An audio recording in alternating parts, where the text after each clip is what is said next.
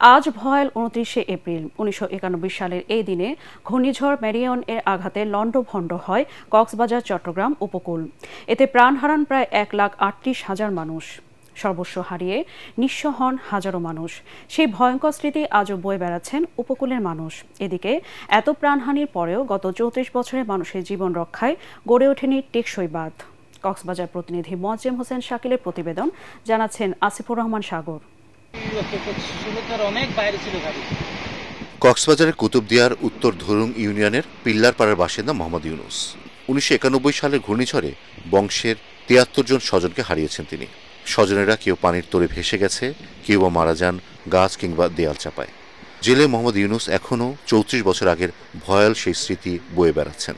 আর বাড়ির ভাগ দিয়ে এই শুরুতে যে দূর আছে তার যেখান থেকে দূরত্ব আরো অতটুক জায়গা বাইরে বেরিয়ে ছিল। মোহাম্মদ ইউনুসের মতো কুতুবদিয়ার আলী আকবর ডেইলের তাবালের চর গ্রামের বয়োবৃদ্ধা পুতিলা বেগম, আয়েশা বেগমও হারিয়েছেন সন্তান স্বজনদের।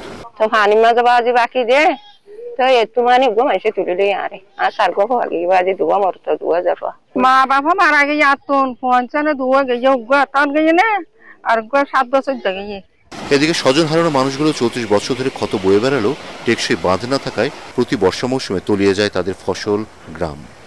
এ নিয়ে রয়েছে ক্ষোভ, দুশ্চিন্তা। কুতুবদিয়ার মানুষের অধিকার বেড়িবাঁধ, আর কোনো কথা নাই। আমাদের বেড়িবাঁধ ছাড়া আমরা সবকিছু আমাদের অর্থহীন। এক সময় ছিল ৫৪ বর্গ কিলোমিটার, এখন এই দ্বীপটা বাংতে এখন আসছে ১৭ কিলোমিটার। আমরা স্থায়ীভাবে বেড়িবাঁধ চাই।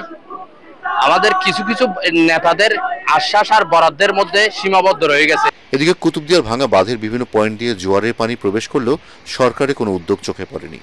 অপরদিকে স্থানীয় জনপ্রতিনিধিদের অভিযোগ, পানি উন্নয়ন বোর্ড সংস্কারের নামে প্রতি বছর অর্থ অপচয় করে। ভাঙার সাথে সাথে যদি ওনারা কাজ করে ফেলে তাহলে আমাদের ভাঙলো ১ কিলোমিটার, কাজ তো করতে হবে ৫ কিলোমিটার ওনাদের। তবে প্রশাসনের কর্মকর্তারা বলছেন, মানুষের সুরক্ষায় দ্রুত বেড়িবাঁধ সংস্কার ও দীর্ঘমেয়াদী পরিকল্পনা নিয়েছে সরকার। কুতুবদিয়ার যে বেড়িবাঁধ ডেক নির্মাণ করার জন্য পরিকল্পনা মন্ত্রণালয়ে ডিপিপি প্রেরণ করা আছে, সেটা সরকারের উচ্চ পর্যায়ে পরবর্তীতে যদি কোনো ব্যবস্থা নেই সে প্রেক্ষিতে হয়তো কার্যক্রম গ্রহণ করা হবে। দ্বীপ রক্ষায় যুগোপযোগী উদ্যোগের দাবি জানিয়েছেন কুতুবদিয়াবাসী। Bureau report, ATN Bangla.